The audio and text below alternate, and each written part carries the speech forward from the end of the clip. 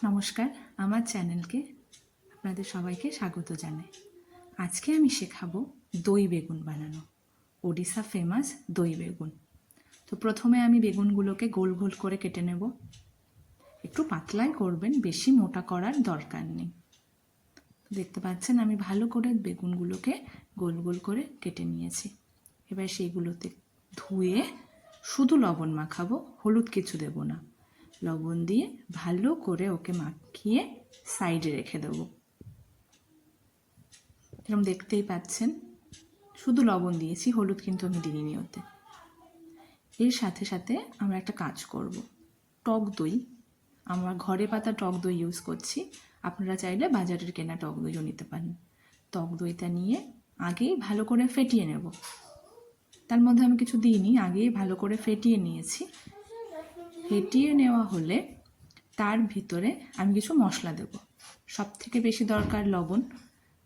আগে আমি লবণটা দেব স্বাদ মতো, কারণ আমরা বেগুনে অলরেডি লবণ মাখিয়ে রেখেছি। লবণ, একটু চিনি,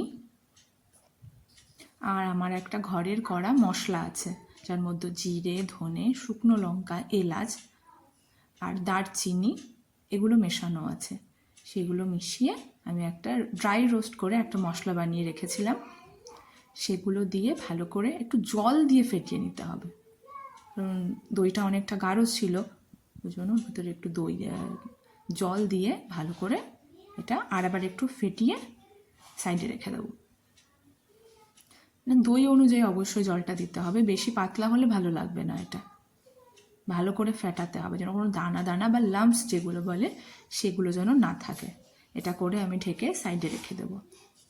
এবার কড়াইতে তেল নিয়ে বেগুনগুলো ভেজে নিতে হবে সুন্দর করে। হ্যাঁ, কড়াইতে একটু তেল দেবেন, দিয়ে ভালো করে এটা ভেজে নিতে হবে, কিন্তু বেগুনগুলো সেদ্ধ হয়। যেমন দেখতে পাচ্ছেন আমি হাই ফ্লেমেই দিয়েছি।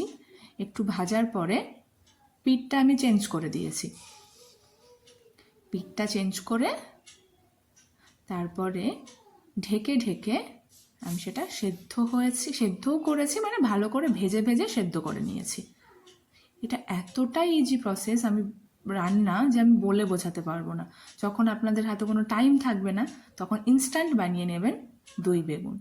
যেমন হেলদি তেমন সুস্বাদু, যার কোনো জবাব নেই। দেখতে পাচ্ছেন আমার কথা বলতে বলতে আমার বেগুনগুলো ভাজা হয়ে গেছে।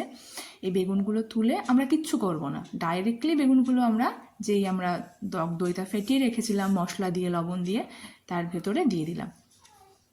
রান্নাটা এতটাই ইজি যে আপনারা ভাবতে পারছেন না। এটা কিন্তু আমি উড়িষ্যাতে এসেই প্রথম দেখেছিলাম। এটা কিন্তু আমি দিয়ে দিলাম বেগুনগুলো ভাজ। এবার ফোড়নে মানে কারি পাতা, শুকনো লঙ্কা, সর্ষে আর জিরে, জাস্ট এটা দিয়ে যখন একটু ভাজা ভাজা হবে, মানে সর্ষেগুলো চটচট করা শুরু করে দেবে, তখনই ফ্লেম অফ করে দেওয়ার পরে এই যে দইয়ের মধ্যে বেগুনটা দেখুন ভালো করে আমি চুবিয়ে নিলাম। তারপরে যেই ফোড়নটা আমরা দিলাম সেই ফোড়নটা আমরা বাস দিয়ে দিলাম। কতক্ষণ লাগবে বলুন তো? না মশলা বাটাবাটি না কিছু, ইনস্ট্যান্ট। আর স্বাদটাও খুব সুন্দর, না বেশি তেল না বেশি মশলা। আপনি আপনাদের সুবিধা মতো এটা যখন তখন বানিয়ে খেতে পারেন। ট্রাস্ট মি, এটার টেস্ট এত সুন্দর হয়। আমাকে অনেকেই জিজ্ঞেস করে কেমন করে বানাও, তাই আজকে আমি রেসিপিটা দিয়ে দিলাম। ধন্যবাদ।